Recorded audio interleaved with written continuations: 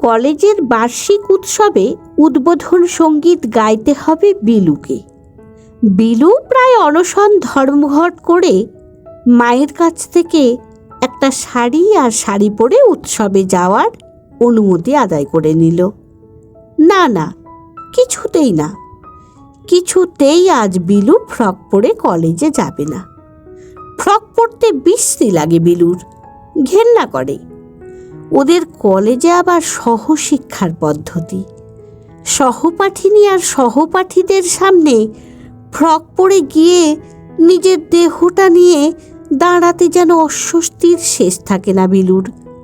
হাঁটুর নিচে থেকে পা দুখানাকে যেন কিছুতেই মেনে নেওয়া যায় না। কাঁধ দুটো কি এক কুণ্ঠায় ডানা গুটিয়ে থাকতে চায়। আর টাইট জামার শাসন ব্যর্থ করা উদ্ধত বুকটাকে বিলু বুঝি হৃদয় কোটরে আশ্রয় দিতে পারলেই বাঁচে। ক্লাসে বসে ফ্রকের ধাড়িটা টেনে টেনে হাঁটু দুটো ঢাকবার ব্যর্থ চেষ্টাতে সময় কি কম যায়? অথচ কি সুন্দর, কি অনুপম, কি মনোলোভা জিনিস ওই শাড়ি। নিজেকে ওর মধ্যে ভরে ফেলতে পারলেই কোথাও কোনোখানি বুঝি আর কুণ্ঠার বালাই থাকে না। তাছাড়া শাড়ির সৌন্দর্য ওর কি আর তুলনা আছে? সিল্ক শাড়ির ভাঁজে ভাঁজে কি বিলোপ কমনীয়তা, বেনারসির পাড়ে আঁচলায় কি রাজকীয় ঐশ্বর্য, টিস্যু জামদানি ঢাকাইতে কেমন পোশাকি পোশাকি আবেশ, মাইসোর জর্জেট শিফনে যেন লঘুপক্ষ বিহঙ্গের উড়ন্ত ভঙ্গিমা। আর সাদা ধবধবে মিহি তাঁতের শাড়ির তো কথাই নেই। পরলে নিশ্চয় নিজেকে পরম পবিত্র পূজারিনীর মতো লাগে। অন্তত বিলুর তাই ধারণা। এই সমস্ত রকম শাড়ি বিলুর মার আছে, বড়দির আছে, মেজদির আছে। সম্প্রতি সেজদিরও স্টক বাড়তে শুরু করেছে। আর বিলুর আলমারির একটা তাক ভর্তি শুধু ফ্রক। এগুলো পরে শেষ করতে যে বিলুর 50 বছর লেগে যাবে তাতে আর সন্দেহ কি? হয়তো ততদিনে আরও যোগান হবে, কারণ শাড়িতে এখনো অধিকার জন্মায়নি বিলুর। বাচ্চা মেয়েদের শাড়ি পরা বিলুর মায়ের কড়া আপত্তি। 2য় বর্ষের ছাত্রী বিলু, আজও তার মার কাছে বাচ্চাত্বের সীমানা থেকে প্রমোশন পায়নি। কেনই বা পাবে? বিলুর সেজদি যে এখনো প্রায় তাই। এই সেদিন মাত্র শাড়ি ধরবার অনুমতি পেয়েছে সে। আজ বিলুর নিতান্ত নির্বেদ দেখে ওর বড়দির দয়া হলো। সে গিয়ে মার কাছে ওকালতি করল, মা, তোমারও অন্যায় জেদ। ছেলে মানুষ, একদিন ইচ্ছে হয়েছে পড়ুক না। মা গম্ভীর মুখে বললেন, ছেলে মানুষ বলেই তো। ছেলে মানুষের এমন পাকামি ইচ্ছেই বা হয় কেন? এ বয়সে হাসবে, খেলবে, ছুটবে, ফ্রক পরার স্বচ্ছন্দতাই কত। তা নয় জবরজংয়ের মতো শাড়ি জড়িয়েছি। আমায় যদি কেউ অনুমতি দেয় তো আমি শাড়ি ছেড়ে ফ্রক পরতে পারি, পরে বাঁচি। বলতে গিয়ে হঠাৎ মায়ের গম্ভীর মুখের রেখায় এক ছিটে হাসি উকি দিল, হয়তো সেই অপরূপ মূর্তি কল্পনা করে। আর সেই দুর্বলতাটুকুর অবসরে হেসে উঠল নীলু। বলল, স্বচ্ছন্দে মা, স্বচ্ছন্দে। আমরা এ প্রস্তাব সর্বান্তকরণে সমর্থন করছি। মা আবার গম্ভীর হলেন। তুমি বুঝছো না নীলু, বিলুরে একদিনের শখ নয়, অনেক দিন থেকেই শাড়ি ধরবার জন্য ও একেবারে অস্থির। কেন? মনের মধ্যে কতগুলো পাকামির উদয় হলেই এই রকম শখের ভূত ঘাড়ে চাপে। একদিন শাড়ি ছুঁতে দিলেই ও নিশ্চয় রোজ বায়না ধরবে। নীলুর মন থেকে বিলুর বয়সী স্মৃতি হয়তো বহুদিন আগেই মুছে গেছে। ও কেবল অনুকম্পার দৃষ্টিতেই দেখছে বিলুকে। সেই দৃষ্টিকোণ থেকেই বলে, তোমার যেমন দুশ্চিন্তা, হাঁটতে গিয়ে যখন পায়ে পায়ে জড়িয়ে যাবে তখন নিজে থেকেই বলবে, ছেড়ে দে মা, কেঁদে বাঁচি। ওসব কিছু না, আজ একটা ফাংশন রয়েছে, একটু নতুনত্ব করতে ইচ্ছে করছে, এই আর কি। বেশ, পড়ুক, কিন্তু বিলু মনে রেখো, মাত্র এই একদিন, রোজ রোজ এরকম বায়না মেনে নেওয়া যাবে না। আলমারি খুলে নিজের শাড়ির ভাণ্ডার থেকে একখানা শাড়ি বেছে নিতে অনুমতি দিলেন বিলুর জননী। আর বিলুকে পাইকে হালকা কমলা রঙের সিল্কের একখানা শাড়ি বেছে নিল সে। আর শাড়িখানা গালে ঘষে হাত বুলিয়ে বুলিয়ে অনুভব করে নিয়ে খুশিতে উপচে পড়ে সাজতে বসল। অবশ্য উপদেষ্টার পদটা বর্দি নিল, সুন্দর একটা ব্লাউজও ধার দিল। গুছিয়ে পরে নেবার পর পিঠের আঁচলটা কাঁধের ওপর দিয়ে ঘুরিয়ে নিতেই বর্দি হেসে বলে, এই বোকা মেয়ে, বুড়িদের মতো জড়ভরত হচ্ছিস কেন? আঁচলটা টাইট করে কোমরে জড়িয়ে নে। বিলু প্রতিবাদ করে ওঠে, না না, কেন, এই তো বেশ। যেন এতদিনের নিরাবরণতার প্রতিকার একদিনেই করতে চায় বিলু। সাজ সমাপন করে আরশির সামনে দাঁড়িয়ে আনন্দে প্রায় চোখে জল এসে গেল বিলুর। এত সুন্দর দেখতে সে, এত সুন্দর। মুখের দুপাশে দুটো লম্বা লম্বা বেনি ঝুলনোর পরিবর্তে আলগা করে এলো খোপা বাঁধলে যে মুখের গড়ন এমন অপূর্ব হয়ে ওঠে, তাই বা কবে জেনেছে বিলু? বর্দি! বিলু যেন শীষ দিয়ে ওঠে, কেমন দেখাচ্ছে! বাহ, এ তো খাসা দেখাচ্ছে রে। উমা, খোপাও বেঁধেছিস যে, শিখলি কোথায়? এমনি নিজে নিজে? আয়নার ওপর তোমার মেজদির সেজদির যতগুলো কাঁটা ছিল সবগুলো চুলে গুঁজে নিয়েছি। বেশ করেছিস। নীলু হেসে উঠে হাঁক দেয়, ওমা, দেখো দেখো, তোমার ছোট মেয়েটি আজ একেবারে দস্তুর মতো একটি মহিলা। তুমি বলছিলে শাড়ি পরে ঠিক আছাড় খাবে, দেখো একবার ধরনটি, নিজে নিজে খোপা পর্যন্ত বানিয়ে ফেলেছে।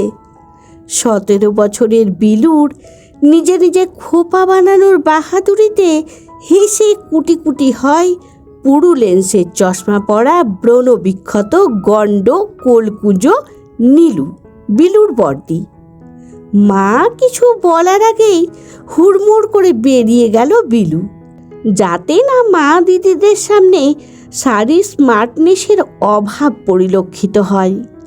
বিলুর মাও ওর চলে যাওয়া পথের দিকে তাকিয়ে একটা নিঃশ্বাস ফেললেন। ওরা কেমন করে বুঝবে মায়ের অস্বস্তি কোথায়?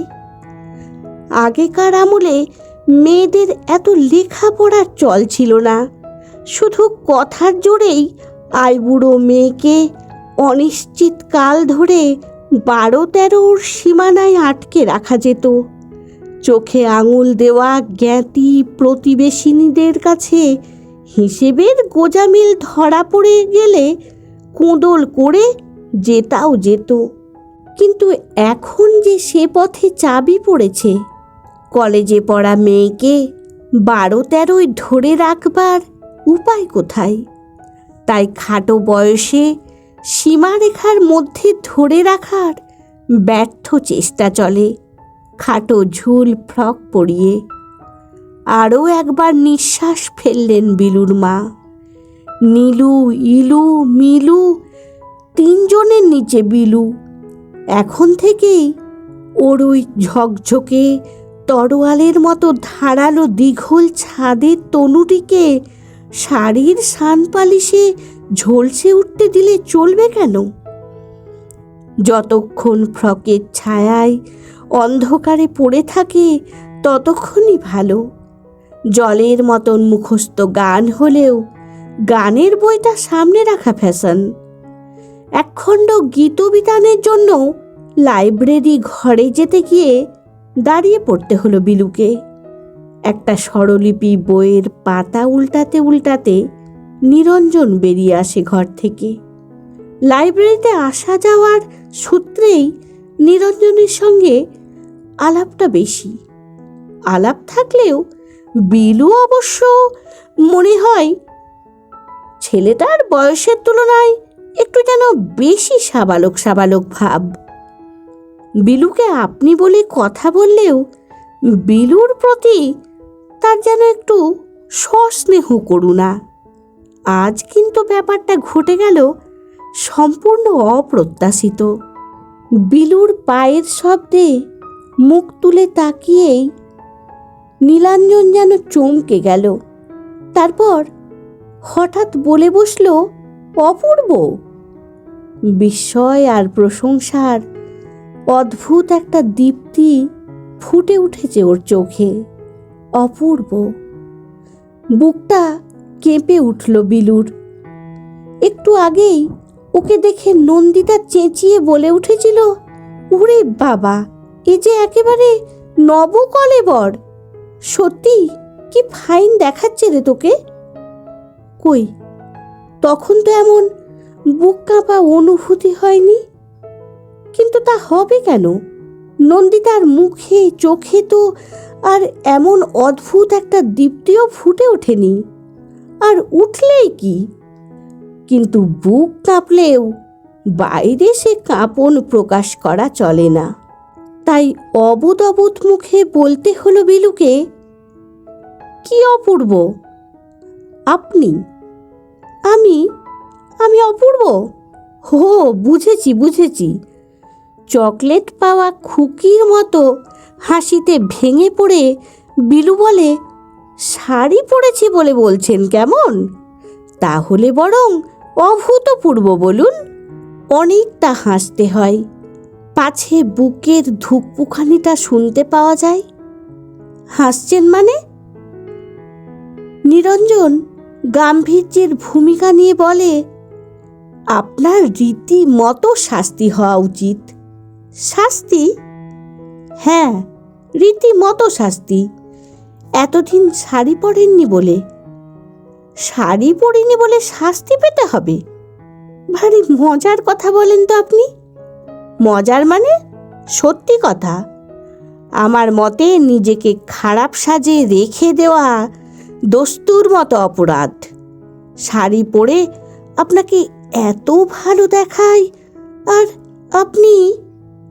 পুরুষের প্রশংসা এমন ভয়ঙ্কর জিনিস, তাতে এমন দিশেহারা করে দেয়। কিন্তু দিশেহারা হলে চলবে কেন? বুককে সবলে বুকের মধ্যে নির্বাসন দিয়ে বিলু এবার পুতুল পাওয়া খুকুর মতন হি হি করে হাসতে থাকে। যাক, বাড়ি গিয়ে বলতে হবে বড়দিকে। বড়দি তো জবরদস্তি একখানা শাড়ি জড়িয়ে স্রেফ পুটুলি বানিয়ে দিল আমায়। বলে, ফ্রক পরে আবার ডায়াসে বসে গান গাইবি কি? কেউ দেখতেই পাবে না। একটা শাড়ি টাড়ি পরলে তবু লোকের চোখে পড়বে, লোকে মনীষী বলে গণ্য করবে। বলবো গিয়ে বড়দিকে। নিরঞ্জন তেমনি গম্ভীরভাবে বলে, ঠিকই বলেছেন আপনার বড়দি। শাড়ি পরে বড্ড বেশি চোখে পড়ে যাচ্ছেন। চোখ সরানোই শক্ত হয়ে যাচ্ছে। বাবারে বাবা, কি মজার কথা যে আপনি বলেন। হাসতে হাসতে কপাল ব্যথা হয়ে ওঠে বিলুর। আরে ওদিকে যে দেরি হয়ে যাচ্ছে। কোথায় দেরি? এই তো সবে তবলচিদের পায়ে তেল দেবার জন্য লোক পাঠানো হলো। এখনো ঘণ্টাখানেক নিশ্চিন্ত হয়ে গল্প করা চলে। বাহ, বেশ আছেন। আমার বলে একটা গান মুখস্থ হয়নি, একটি গীতবিতান নিতাম। কোন খণ্ডটা? কোনটা? দ্বিতীয়টা বোধ হয়, দেখে নেব। আসুন। অগত্যায় গুটি গুটি নিরঞ্জনের পেছন পেছন যেতে হয়। বইটা বাঁচতে সময় যায় খানিকটা। কিছুটা নীরবতা। কথার চাইতে সেটা আরো ভয়ঙ্কর। নীরবতায় যেন পায়ের তলের মাটি সরতে থাকে, ধরবার খুঁটি খুঁজে পাওয়া যায় না। শুনুন। কি? আমার একটা অনুরোধ রাখবেন? কি অনুরোধ? যাবার সময় চা খাওয়ার দলে ভিড়তে হবে? আবার নীলুর চোখে অজ্ঞতার অন্ধকার। আহ, ও কথা কে বলেছে? বলছি দোহাই আপনার, ভবিষ্যতে আর কোনোদিন ফ্রক পরবেন না। ফ্রক পরব না? উমা, কি কাণ্ড! কারণটা কি বলুন? কারণ কারণ কারণ ওটা একেবারে অসহ্য। আজ থেকে শাড়ি বহাল রাখুন। লাল, নীল, সবুজ, সাদা, যা খুশি। ওরে বাবারে! দুই চোখ যেন ভয়ে বিস্ফারিত হয়ে ওঠে বিলুর। শাড়ির আঁচলটা হাতের মুঠোয় পিষতে পিষতে দারুণ অস্বস্তির একটা ভঙ্গি করে বিলু বলে ওঠে, তাহলে গিয়েছে আর কি। তাহলে আমার হাঁটা চলা খেলা ধুলো সব খতম। উফ, একদিনেই যা জ্বালাতন লাগছে, নিজেকে ঠিক একটি পুটুলি মনে হচ্ছে। কতক্ষণে যে বাড়ি গিয়ে ছেড়ে ফেলে বাঁচবো তাই ভাবছি। বাবা, কি করে যে লোকে 12 হাত একটা শাড়ি জড়িয়ে কাজকর্ম করতে পারে! আপনিও পারবেন। শাড়ির সোনার কাঠির ছোঁয়ায় ঘুমন্ত রাজকন্যা জেগে উঠবে। আরে ব্যাস, কি আবোল তাবোল বকতে শুরু করলেন আপনি? রাজকন্যাই বা কোথায়, সোনার কাঠি বা কি? কিছুই তো বুঝতে পারছি না। নিরঞ্জন হতাশ সুরে বলে, সত্যি কিছুই বুঝতে পারছেন না? কি মুশকিল! 5-7 বছরের খুকি বুঝি আশ্রয় নিয়েছে বিলুর মধ্যে। কি করে বুঝবো? স্রেফ মাথা মুন্ডহীন কথা বলতে শুরু করে দিয়েছেন। শাড়ি সোনার কাঠি, তার চাইতে বলুন সোনার পাথর বাটি। আবার হাসতে হচ্ছে বিলুকে। হেসে হেসে চোখে জল এসে যাবার জোগাড় হলেও হাসতে হচ্ছে। না হেসে করবেই বাকি। গম্ভীর হবার তার উপায় কোথায়?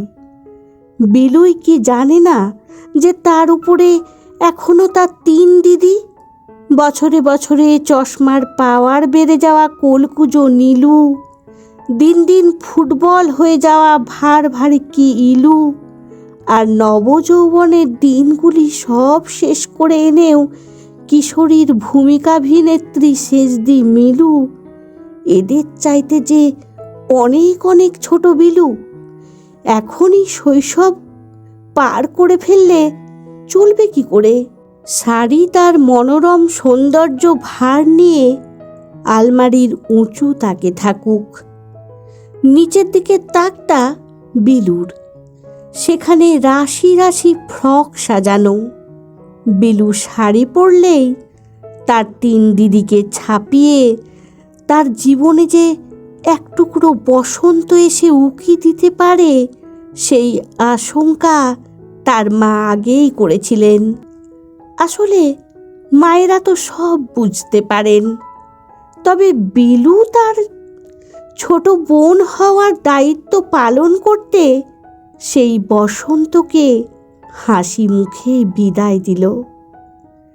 আমার গল্প পাঠ যদি আপনাদের ভালো লেগে থাকে, লাইক, কমেন্ট ও শেয়ার করার অনুরোধ রইল। ধন্যবাদ।